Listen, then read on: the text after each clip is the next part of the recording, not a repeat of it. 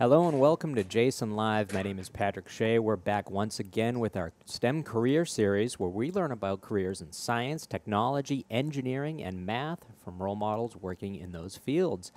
Today's STEM role model is Twila Moon. Twila is a glaciologist. She works at the National Snow and Ice Data Center where she studies the ice sheets of Greenland and Antarctica. Both ice sheets are shrinking and are the main contributors to sea level rise around the world. Twila's research is helping us better understand the impact of these very important changes. We're going to learn about all that and more when we connect with Twila in just a moment. But before we do, I just reminded everybody out there that today's event is live and interactive. You can send us questions and participate in our polls. We'll try to get as many of you involved as we can today. But right now, it's time to get Twila involved. Welcome, Twila. Thanks for joining. Hi, great to be here. All right, so we're going to get started. We've already had a bunch of questions come in from our student audience, and we're going to get started with a video question. This is from Connor and Lucas. Hi, I'm Connor. And I'm Lucas. We would like to ask you a few questions. What do glaciologists do, and how did you get started in your job? Thank you. So what do glaciologists do? And the second question there is, how did you get started in your job? We're going to hold off on answering that one until later, but why don't you give us the overview? What does a glaciologist do? Great. Well, the word glaciologist really comes from the word glacier, and that's a big part of what we do. So we're scientists who study ice, but we don't just study the ice that's in your freezer. We study ice that is found in glaciers and ice sheets. So anyone who's watching who's in Washington State might recognize a glacier from having visited Mount Rainier or Glacier National Park in Montana. And we also study ice sheets, which are much bigger than single glaciers, and you just find those in the Greenland ice sheet and the Antarctic ice sheet. We've got a couple text questions next. This one's from Ariana. She wants to know, how do glaciers form? And Damien wants to know, what's the difference between an iceberg and a glacier? And you just mentioned ice sheets. We could include that in the answer too. Okay. Well, a glacier forms by having snowfall, and then essentially that snow just doesn't go away year after year. So what happens is you have an area that is pretty cold, and you get snow falling down, and if that snow doesn't melt in the summer, it actually kind of compacts, and then it's sitting there the next winter and more snow falls on it that doesn't melt in summer, and that you just keep piling up snow, and the weight of the snow keeps compacting, so that snow actually turns into ice. And that's how we get enough ice to form a glacier. And then a really important thing to know about glaciers is that they actually move. So that's part of a definition of a glacier. So you can have like a snow field, and that might be a bunch of snow that sticks around kind of year to year. But if it's not moving, it's not a glacier. So glaciers are kind of like rivers of ice. They just move slower than rivers. And an ice sheet is much larger than a glacier. So you can imagine, if you've ever been to the mountain, you might have a single mountain and it might have a glacier that flows down it. And so that's a flowing river of ice that is just existing on that mountain. Now, ice sheets are much larger. In fact, Antarctica is an ice sheet that actually forms an entire continent. So we not only have ice that's kind of draping down the edges, but we also have these vast fields of ice that can be miles thick. All right, we're going to get back to our video questions. This next one's from Alexis and Emily. Let's see what they have to say. Hi. We were wondering if because of global warming, all the glaciers will melt and all the ice in the ocean and the oceans will rise, and how bad it would be. And if we'd have to get, like, boats to go around if it would ever get that bad. Yeah. Well, that's a great question because a lot of the sea level rise that we see right now is from melting ice. And that melting ice can come from the small glaciers that we might find on small mountains and in, like I was saying, in Washington State or that sort of place. But a lot of it can come from ice sheets, the Greenland ice sheet and Antarctic ice sheet.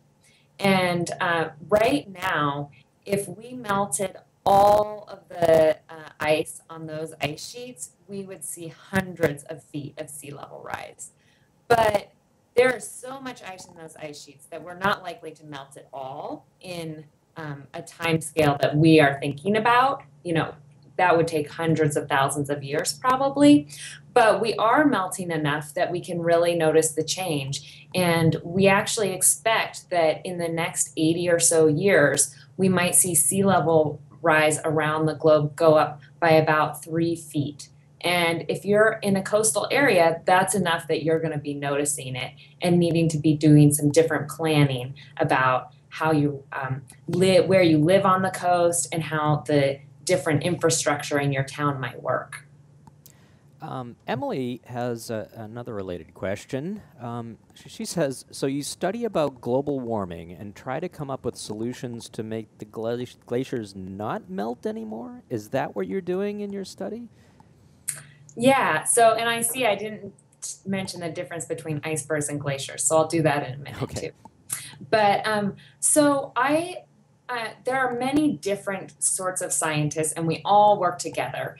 And what I study is how the glaciers are changing. So I look at pictures from satellites that we take of ice around the globe, and I see how much ice is there, how much ice are we losing.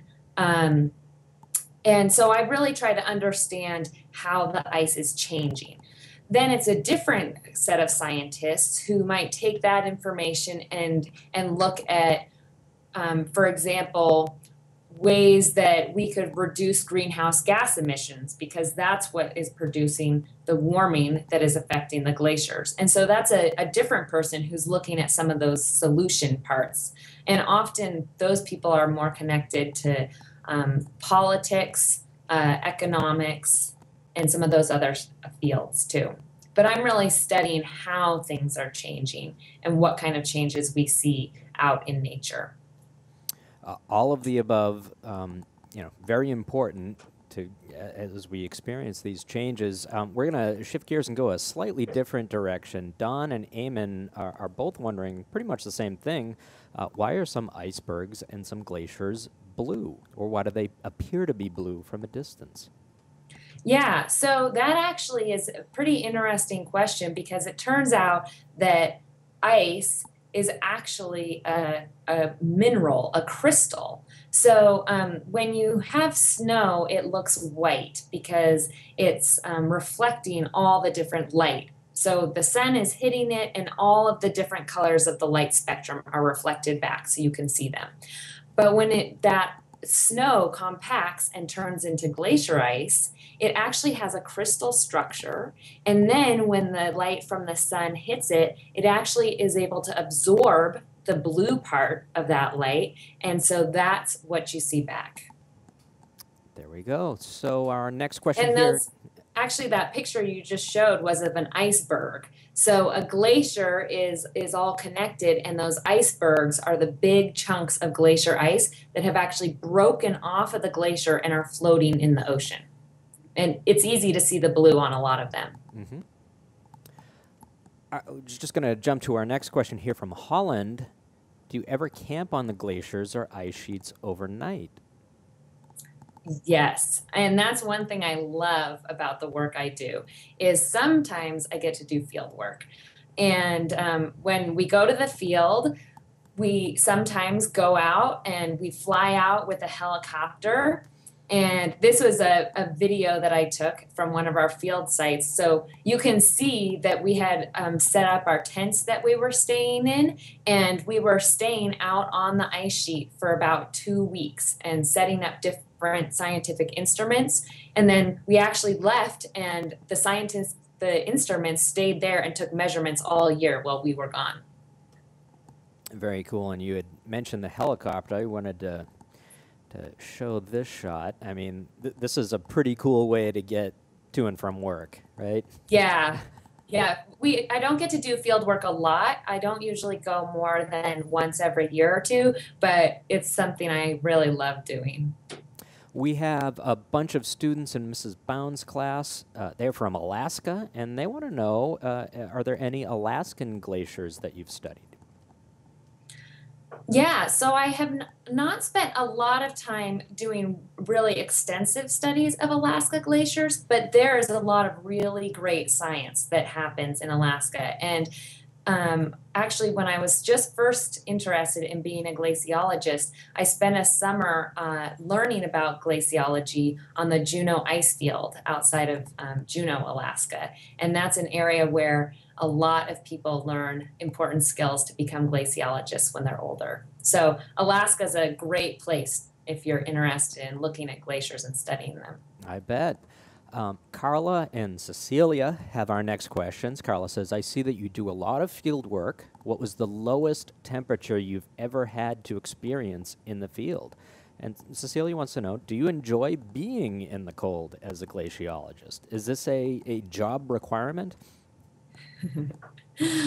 Well, being in the cold probably is a job requirement. And I do like it. I'm much better at being cold than being warm. But you might be surprised because I go to the Greenland ice sheet for my field work. I just go there during the Arctic summer. So the sun is up all the time. So you can see in this picture, I was actually helping do some lab work. Where we were actually in Colorado, but looking at ice taken from ice sheets. And those temperatures were actually much colder than in the field. Because when I'm in the field in summer, for the most part, it doesn't go much below freezing. So my winter at home in Montana and doing field work or doing lab work like this, looking at ice cores, is actually much colder than sometimes when you're in the field. Ethan's got our next question. How many people are usually involved in an expedition to the ice sheet? Yeah, that's a great question. And the number can vary quite a lot. So some of the field work I've done, there's just 3 of us. And we go out in a helicopter and the helicopter might stop and we'd hop out and do some different instrumentation. Or here we were setting up camp for a couple weeks. But there are many field expeditions that have a lot more people. Although I think for the most part, people who are kind of camping and traveling on the ice might not have more than about 10 or so people, because otherwise it can be hard to plan the logistics for so many people. We've got questions coming up here about tools. Students in Mrs. Bound's class want to know what are some of the tools that you use for your job, and students in room 18 want to know what special clothing or equipment do you need to have on a glacier when you're doing your work. Great. So on my normal day-to-day, all of my tools are computer related. So for the most part, I spend my time looking at satellite images and looking at data collected from satellites or from airplanes, or maybe that was collected during a field experiment. And for that, I need a big computer with a lot of space to contain data and software in order to analyze it and to interpret the data into interesting graphs and pictures that are going to tell us something. So that's actually the tool I use most often is my computer. But when we go to the ice sheet, then you need a lot of special equipment. First, you just need the equipment for living out there. So things for staying warm, your tent for living in, and those sorts of things. And then depending on the kinds of measurements you want to take, you need the equipment to do that. So maybe you're setting up a weather station, or maybe you want to put some kind of sensor into the top of the glacier. So you need the equipment to install that instrument too. Okay, we're going to jump to a question now from Gage. What are your most interesting discoveries? So we've talked about, your field expeditions and the tools and all of that. What has come of this? What have you learned? Well, a big thing is actually just learning about how quickly these ice sheets can change. So when I was first interested in glaciology, and about 20 years ago, we didn't think that ice sheets, so the Greenland ice sheet or the Antarctic ice sheet, we didn't think they changed very quickly because they're such big mountains of ice that we thought they moved really slowly and that it would take hundreds or thousands of years for the atmospheric warming we see to actually affect the ice sheet. But it turns out that they can respond very rapidly to changes in climate. And so a lot of my work has been measuring how quickly do different parts of the ice sheet move and how quickly can they respond to changes in the atmosphere and the ocean. And what we've found is that even over just a couple years or a decade, the speed of a lot of the glaciers can really increase because they're seeing warmer air and ocean temperatures. Okay, we are going to jump to our next question here, which I need to pull up. Just had it, and where did it go?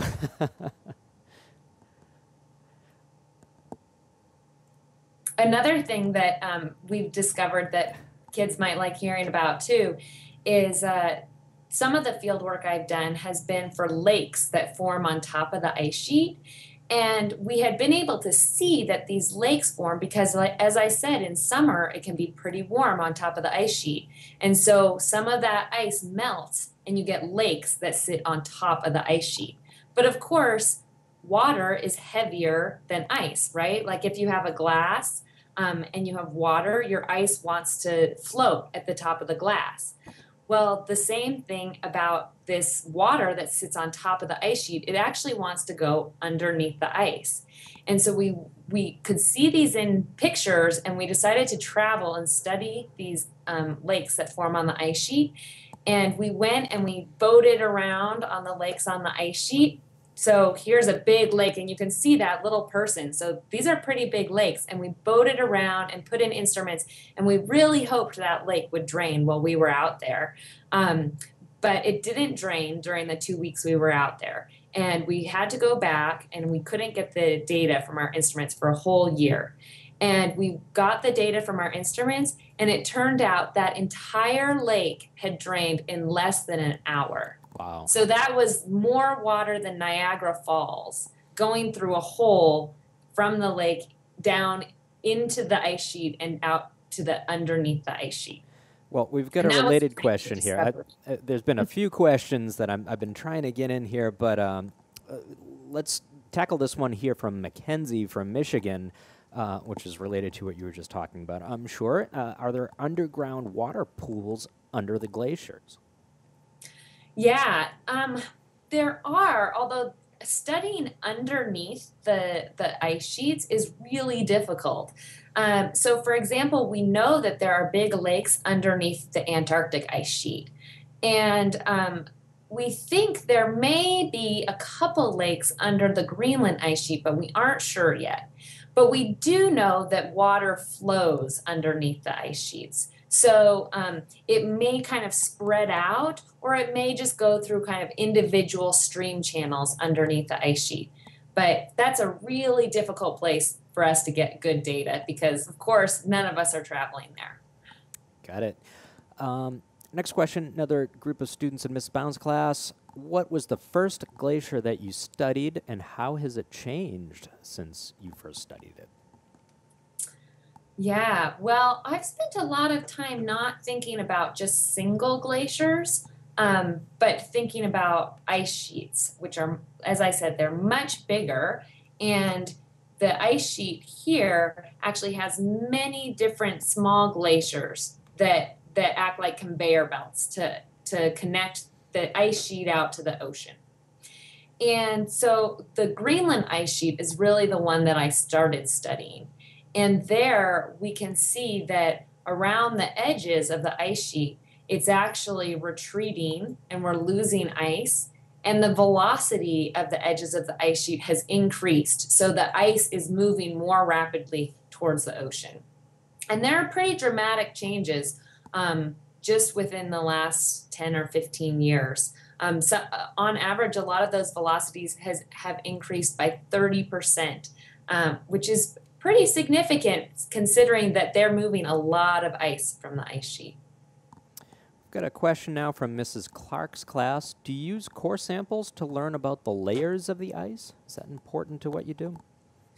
Yeah, so that's not something that I do myself, but it is something that some glaciologists do. And so that picture we saw earlier where I was in the lab with the cores here, I was actually helping out another scientist. And her work looks at the layers in the ice and the chemistry of those layers. But I was just helping out.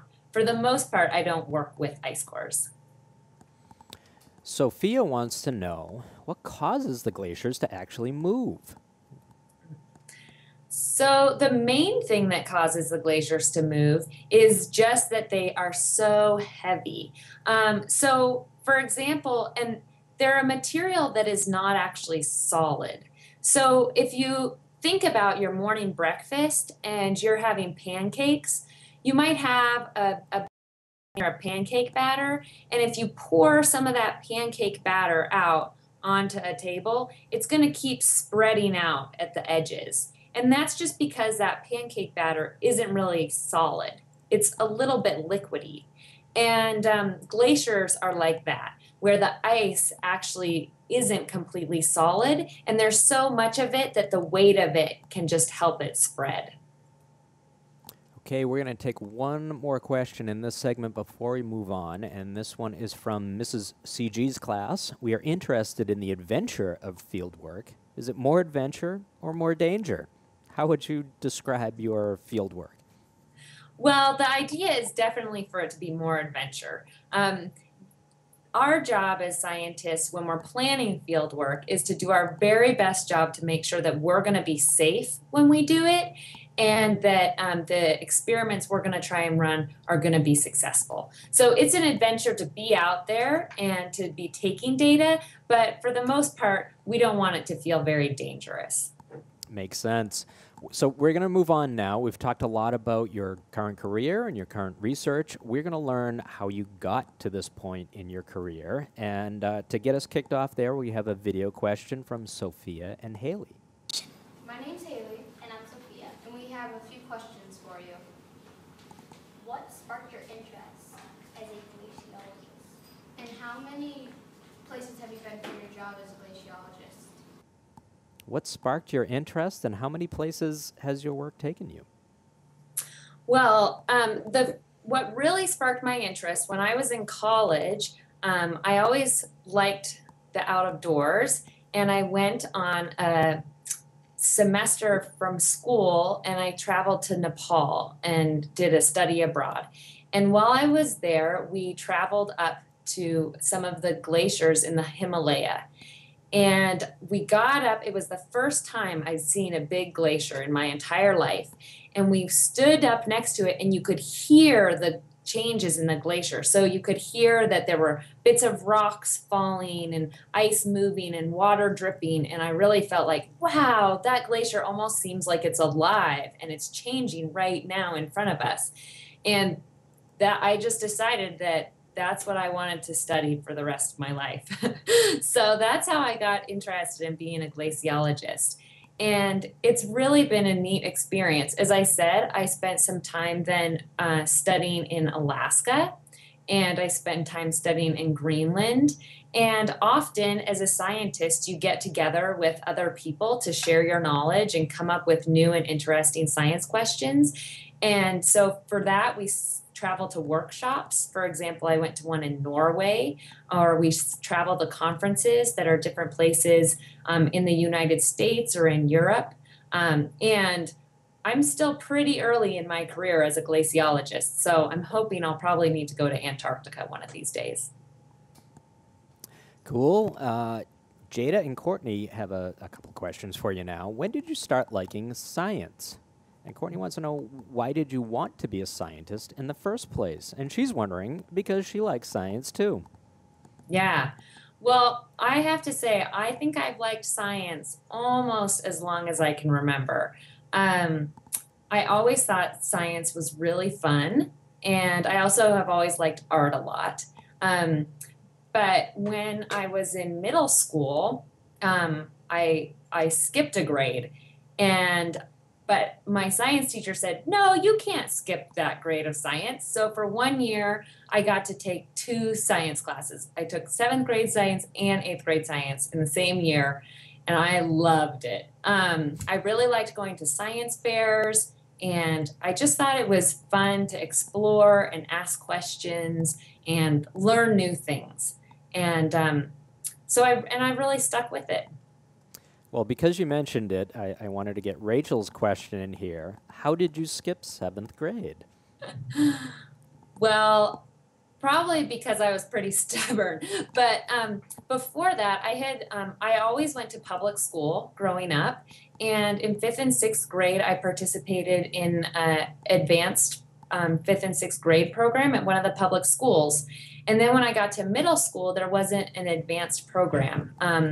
So I started the standard 7th grade, and I just wasn't feeling very challenged in my classes. And so I told my parents that I was interested in skipping a grade, and they said, well, you should give it a try. So I stayed in 7th grade for a few weeks, and I said, yeah, this really just isn't hard enough for me. And so we had a meeting with my parents and with my teachers, and we talked about whether it would be okay for me to do this. And they decided that it would be okay, but like I said, the science teacher said I needed to take both years of science. So that was hard because, people like to tease you some about that sort of thing. But for the most part, I hung out with other people who also really liked school and liked learning. And I didn't feel that I got bullied too much for having made that change. Yeah. And it could maybe be difficult socially, but I was pretty determined. Looks like it worked out for you, so not something that we'd recommend to everybody out there, but, No. it's a different way to do things. We've got a couple questions here from Brooke and Aaliyah. When you were younger, did you ever think you would be doing what you're doing now? And when you were a kid, what were your dream jobs or goals you wanted to reach when you get older? Well, from about the time I was 5 till I was about 12, I wanted to be a dentist, which is a little bit funny, but I just loved teeth. So I wanted to be a dentist for years. And then I had started studying ballet when I was pretty young. So for about a year when I was 12, I wanted to be a professional ballet dancer. But my dad suggested that maybe I should find a career that used my brain more than my body, which may or may not be good advice for anyone, but that's the advice he gave me. And at that time, I was pretty excited about science, and I decided I wanted to be a university professor and scientist. And then I really stuck with it after that. Great.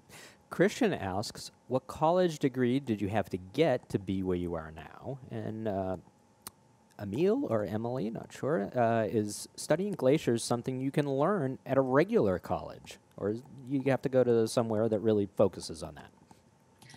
Yeah, so it's definitely not something you need to go to a special college to study. There was actually at the university I went to, there was no one who studied glaciers. But physics, math, geology, and geography are all different things that you can study in order to become a glaciologist when you're done with college.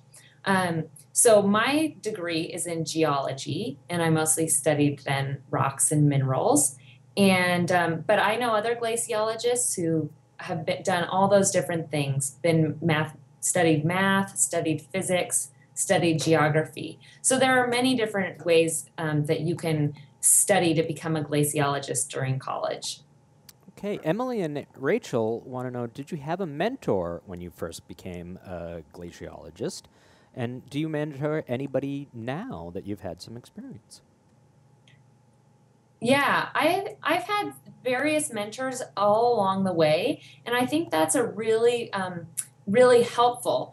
And it's sometimes unclear how to get a mentor, but mostly what you do is you just find someone who you're interested and you ask them some questions. And so they might not ever know that they're your mentor, or you might not use that word, but it's just someone who you can ask for questions and advice. So when I was in college, I had a mentor who helped me learn about glaciers. So he was a professor at the college, and he studied rocks, but he helped me to learn about ice. And then all throughout my career later, I found different people who I can ask questions about how they got to their step in their career that might be a few steps ahead of me. And now that I'm in a place where I've made it through graduate school and I'm doing science successfully, I definitely have people get in touch with me with questions that they have about what they might want to study in college, where they might want to go to graduate school, how they might end up getting field work to become a glaciologist. So it's kind of a neat transition. But I think all through your career, you can have mentors. And then just as you get older, you can help be a mentor. Makes sense. We're going to ask you some of those very same questions in a few minutes, but right now it's time for Twila to ask you some questions out there. We're going to go to our polls next. Twila came up with these, and she's going to see if you were paying attention, because I know we've hit upon a couple of these topics. Our first poll question is, when Twila was 12 years old, what did she want to be when she grew up? Is it A, a dentist, B, a professional dancer, C, a professor, or D, a deep-sea diver? Now, I know we have recently mentioned 3 out of those 4 answers, so this actually might be a little bit trickier than we'd expect, because they'd really have to be listening closely to what you were just talking about to get this right at 12 years old.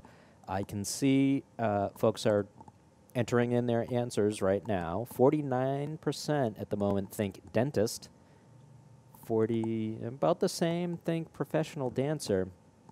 Professor is not getting too many votes, and neither is deep sea diver. But dentist and professional dancer are pretty much neck and neck in the 40%. Twila, what is the correct answer here? Well, I would say that A and B could be the correct answer, because I had originally thought when I was 12, I think that was when I was wanting to be a professional dancer, but I know when I just said it a second ago, I mentioned 12 as that time when I wanted to be a dentist, because that was really the year that I couldn't decide between being a dentist or a dancer. Very good. We're going to jump to poll number 2 here. Twila decided that she studied glaciers when she first visited a big glacier. Where? Was it in Alaska, California, Nepal, or Patagonia? I think you had mentioned the answer to this not too long ago, too, so we're going to give our audience out there just a few seconds to enter in their guess. We've got early votes coming in for Alaska. We've certainly talked about Alaska today. California and Patagonia are not faring well. They're in the single digits. But Nepal is starting to make a comeback here. That has about 40%, Alaska at about 60%. I think we're going to jump to Twila. Why don't you give us the right answer here? Where were you when you studied that big glacier? So the very first big glacier I traveled to was in Nepal. It wasn't until after I decided I want to be a glaciologist that I headed to Alaska. All right, there it is. If you were paying close attention, you would have gotten Nepal as the correct answer. And let's go to poll number 3. If all of the ice into Antarctica and Greenland melted, about how much would sea level rise? Would it rise 25 feet, 120 feet, 175 feet, or 225 feet? Twila, while folks are entering in their guess on this one, tell us a little bit. I mean, any of these options would be pretty catastrophic, right? Yeah, it certainly would be. And I think we're really lucky that while we are losing a lot of ice from Greenland and Antarctica, we're certainly not going to be losing all of it. So we do need to worry, however, about the small amounts that we are losing because they're small compared to these numbers. But if you want to buy a house on the coast, 3 feet of extra sea level rise in your backyard isn't very good news. Yeah. So we're lucky that we won't be losing all of the ice sheets, but we're still losing some pretty big pieces of them. And the coastlines are really where the vast majority of our population lives, at least right now. I'm going to take a peek at the answers in here. They're pretty evenly distributed. About 35% think A and B and D. Those are the 3 that are kind of all tied right now. Twila, what's the right answer here? So the right answer here is D, 225 feet of sea level rise if we lost all of Greenland and Antarctica. That's crazy. So that is a lot of ice. That is, yeah. I mean, that would totally change the shape of our coastlines everywhere. Yes. Around the world. Okay, last poll question. We'll go through this pretty quickly. If you stood under the thickest part of the Antarctic ice sheet, how many feet of ice would be above you? I don't recommend anybody try this, but would it be A, about 2,500 feet or half a mile? B, 11,000 feet or 2 miles? C, 16,000 feet or 3 miles? Or D, 22,000 feet or 4 miles? In any of these cases, that's a lot of ice up above your head, but how much do you guys out there think? We've got answers coming in already. 22,000 feet is in the lead at the moment, just edging out 11,000 feet. Got a couple votes for the other 2 options, but at the moment, 11,000 feet, or answer B, is in the lead. Twila, is that the right answer? So actually the right answer is C, about 16,000 feet or about 3 miles. So the thickest ice in Antarctica is about 3 miles thick. In Greenland, the thickest ice is closer to about 2 miles thick. All right, there you have it. We are going to jump back into our student questions now. And right now, we're going to talk about the future and in all kinds of ways. And our first question is, I need to scroll down here so we can all see it past our polls. There it is. Kayla and Kimberly want to know, what's your #1 goal right now being a glaciologist? Well, I suppose there's multiple goals on my horizon. One of them is to find a permanent science job, maybe as a professor. So I'm in a period of my career where I've finished my PhD, but I'm traveling to different places and studying with different scientists so I can continue to learn more. And so most of the positions I have now are just 1 or 2 years long. So one of my goals is to find a permanent job, maybe as a professor. And my other goal, of course, is doing great science. And right now, I'm continuing to study how quickly parts of the Greenland ice sheet move. And I'm also starting to study how it changes during the year. So how quickly glaciers are moving in summer versus fall versus winter versus spring. Good to know. Jack has the next question here. What would you say to somebody who wanted to be a glaciologist?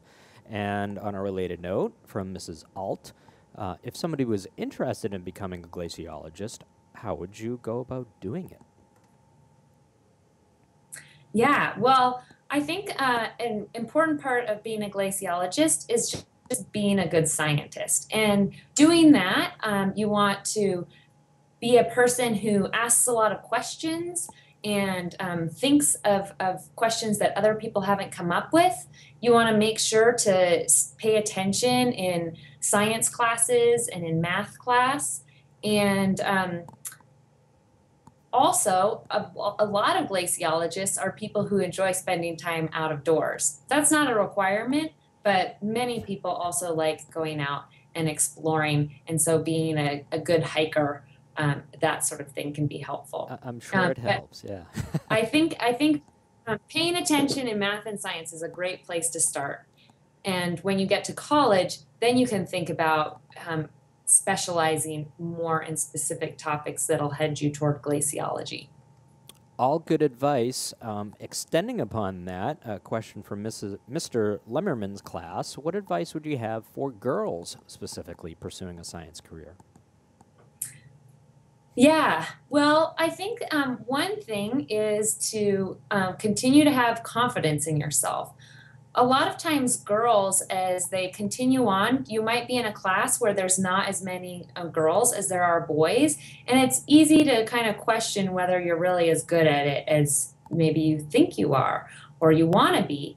And I think a really important thing is keeping up your self confidence and not being afraid to be one of just a few girls doing something that you're doing. And also finding women who are above you. So a number of my mentors are women, and they're just really nice role models for me to remember that I can continue and succeed in my field. Amari has our next question. What are some things that you want us to learn from you?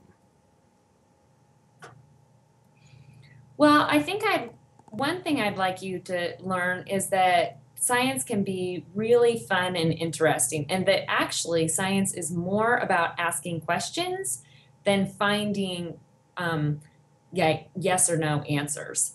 Because often we ask questions and we find a few answers and then we find more questions. And I'd also think that it's valuable for you guys to just learn about that ice sheets exist and that they play an important part in our global world, and especially when we think about how they affect sea level. Even though Greenland and Antarctica are really far away from the United States, that sea level change that they contribute to can affect us here. So the ice around our globe is a really important part of the global system. Very important to keep in mind. Sophia in Michigan has our next question here. Did you ever get made fun of for studying glaciers instead of being a dentist or a dancer? She is a dancer too, and for the longest time, that's what she wants to do, but she loves science too. What do you have to say to Sophia? I don't think so at all. In fact, I work with another woman who is a marine biologist, and she studies polar bears and narwhal whales. And she actually did work as a professional ballet dancer for a couple years when she was done with school. And then she switched to being a scientist after having a couple years as a professional ballet dancer. I think actually there's a lot of people who are interested in art and science because both of them require a lot of creativity. All right, we're going to jump now to ask some questions that are not necessarily related to your work. And our first question here is from Aaliyah. What sport did you or do you like the most and why? My favorite sport is probably trail running. I love being out in the wilderness and all by myself, where I'm more likely to find animals than people. And it's a great way to just go and get a bunch of energy out and see somewhere beautiful. On a completely unrelated note, we have a question from Chloe. You said you like Taylor Swift and Katy Perry. What's your favorite song by each of them? Oh, I She's don't putting know her if I on have the a spot. favorite song. I like the ones that are more fast and kind of dancing. But a favorite is too hard to pick. That is tough. Now, do you listen to music while you're trail running? I actually don't. When I'm outside, I prefer to listen to the sounds of nature. So when I'm turning up the music is usually when I'm driving somewhere or maybe just hanging out around the house cleaning. Makes sense.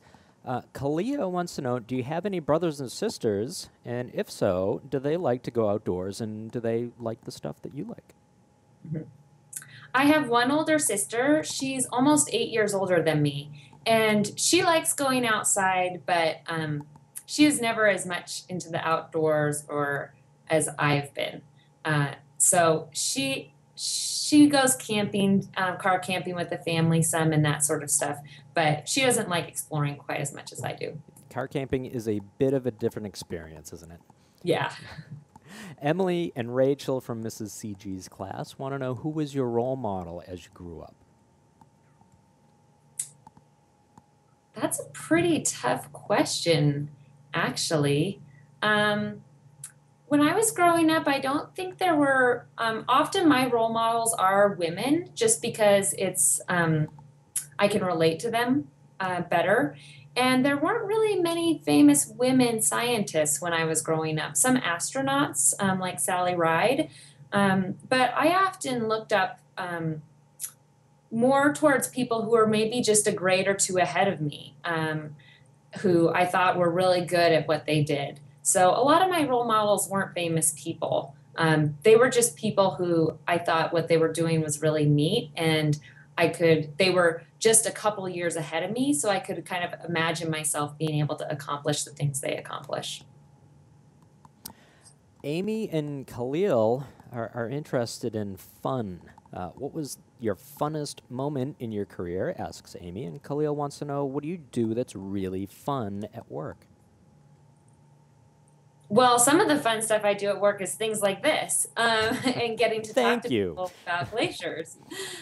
So I always think that's pretty neat. One of the things, this is maybe a different definition of fun, but I did get to be interviewed on National Public Radio, and it was pretty neat to hear myself on National Public Radio. So I thought that was pretty cool. But a lot of the fun is being out in the field, getting to know other people, and exploring icy places. Speaking of icy places, Lily wants to know, are you ever worried about frostbite or falling in freezing water and getting hypothermia?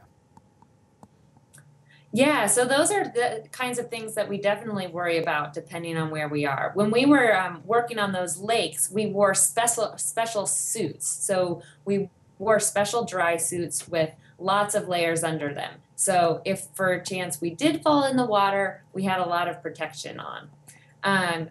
But yeah, there you can see us in our funny spaceman suits to protect us in case we got wet.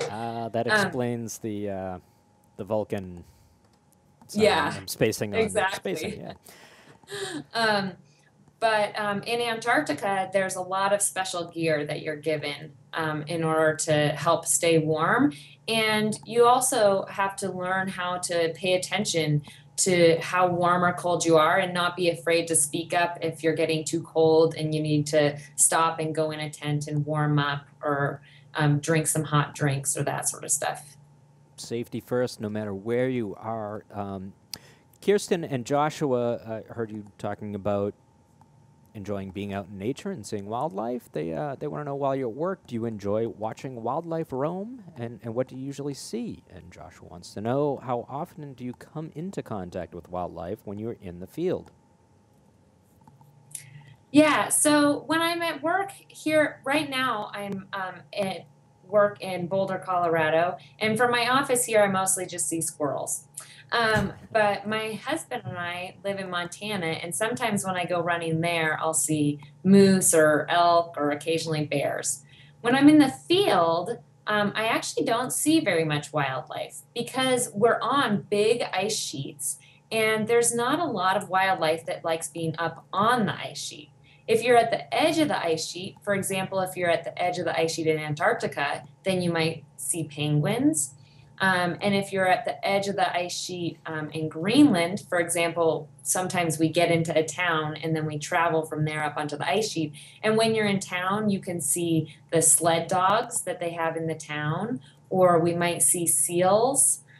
This is a town that has more sled dogs than people, actually. Wow. Or you might see seals or that sort of thing. But for the most part, when you're up on an ice sheet, maybe you only see a bug occasionally. So we're running a bit long now, and we have time for just one last question. It's going to go to Suzanne and Miss Bound's class. Do glaciers worldwide change in the same way, or are glaciers in some areas losing ice more quickly? Are glaciers anywhere increasing in size? That is a great question. And glaciers don't change the same all over the world. So right now, the Greenland ice sheet is losing more ice than the Antarctic ice sheet. Because the Antarctic ice sheet is really at the South Pole and Greenland goes to some of the lower latitudes.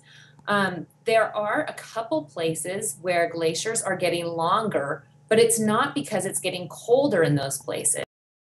And so there are a couple places in New Zealand where glaciers are getting longer, and they're getting longer because they're actually getting more snow as the climate warms. So there are places where climate change actually means longer glaciers. But as it continues to warm, probably the snow that they're getting is going to start turning to rain, and then we'll see them shrinking again. Well, Twila, thank you so much for answering so many of our students' questions out there. I wish we had another hour to spend with you to learn even more, but unfortunately, we have to cut it off here. Thanks again for joining us. Well, thanks to all of you for asking great questions. Okay. Our next STEM role model event will feature meteorologist and atmospheric scientist Mara Hannenberger.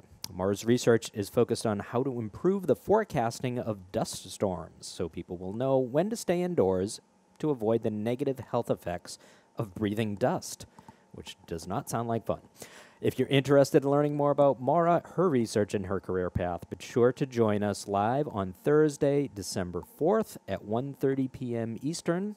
That is the date and time we currently have Mara scheduled. It may change, so keep an eye out on our live event page, our social media channels, and our email newsletter, and we'll let you know if that happens to change to a different date and time. So until whenever we do see each other again, my name is Patrick Shea for Jason Learning, and we'll see you next time on Jason Live. Take care.